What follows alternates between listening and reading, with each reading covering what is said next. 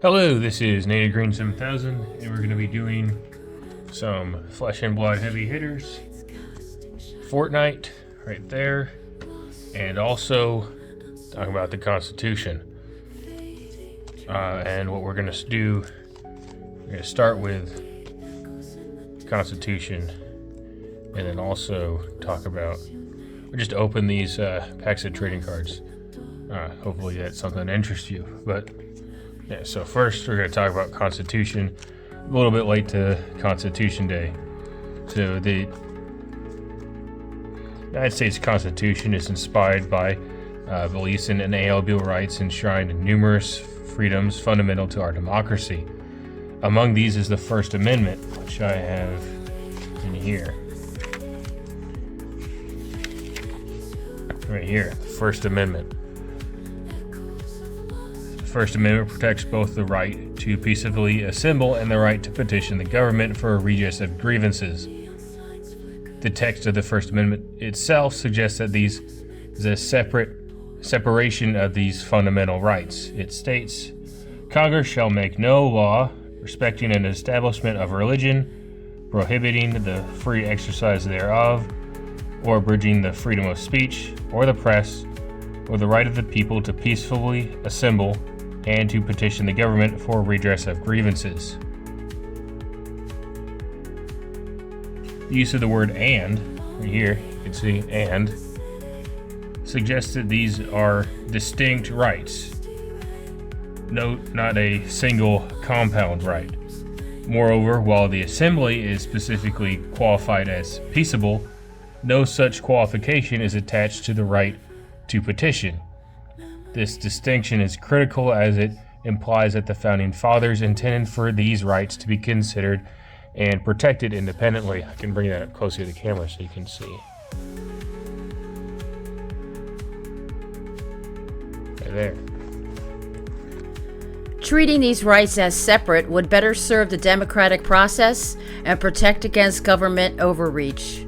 The right to petition is a crucial mechanism for citizens to communicate their grievances to the government on a wide range of issues. If this right is contingent on the peacefulness of an assembly, it could be easily suppressed by those who wish to silence dissent or erode our freedoms.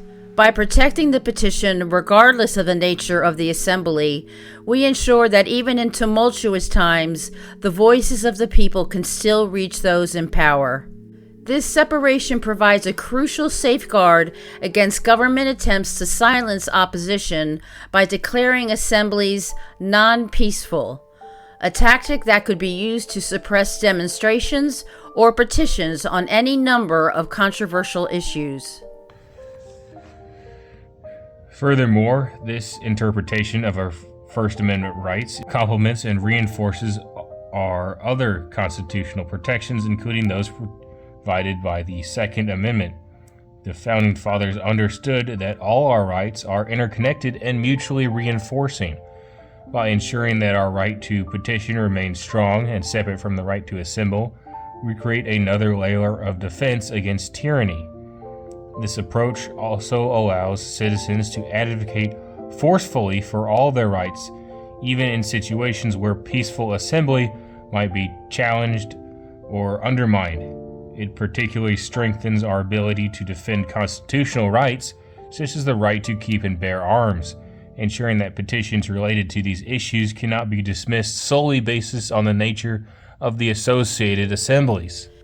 In conclusion, there are compelling reasons to interpret the rights to peaceable assembly and to petition the government as separate and distinct. This interpretation is supported by the text of the Constitution, serves the interests of democracy, and strengthens our ability to defend all our constitutionally protected rights.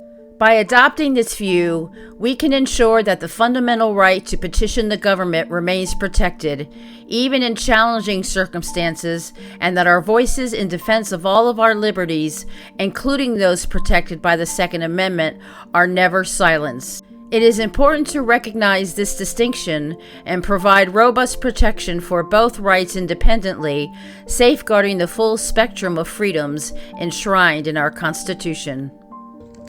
And these cards are for giving away as well, so if you see something you like, I will mail it to you if you give me your address in my Discord.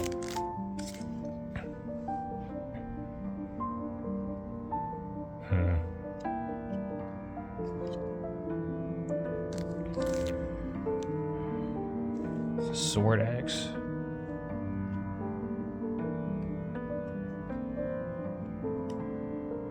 Snow strike.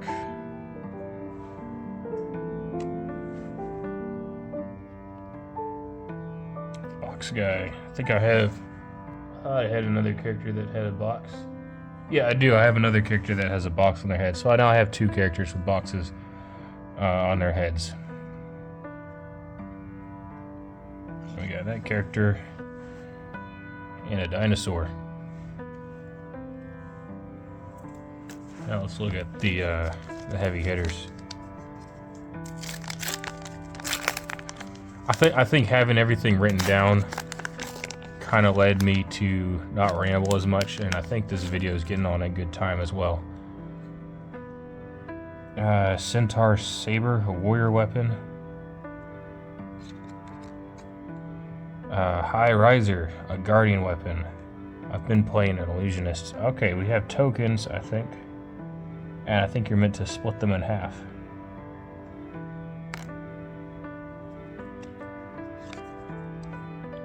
Ooh, we got a foily card.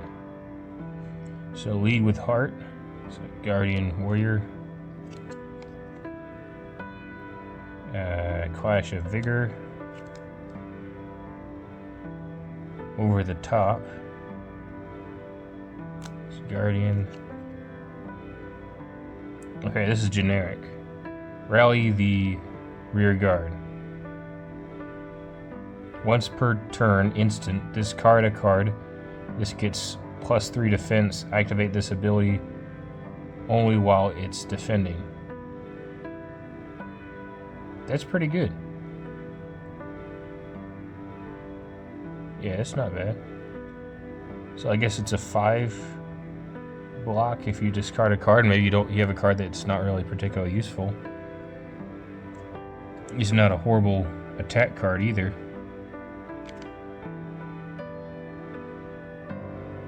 It's a brute equipment. Raw meat. Money where your mouth is a generic. Your next turn, when this gets +2, and when this attacks a hero, you may wager a gold token with them. The chain link resolves if the attack hit. Create a gold token, otherwise they create one.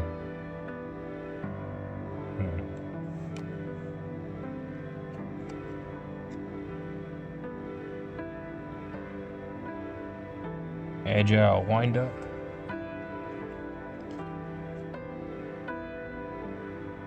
Wage vigor. Wage might. Vigorous engagement. Command and respect. Does not look like that guy is in a favorable situation. So, brute action. Warrior action. Engaged swift blade. And a thunk. Guardian attack. So not much generic cards, which is unfortunate because those are kind of what I was hoping for. Since I don't play the Guardian characters, I don't even have one. But yeah, if you enjoy the video, I challenge you to indicate as much by pressing the like button, and be sure you're subscribed. NatorGreen7000 out.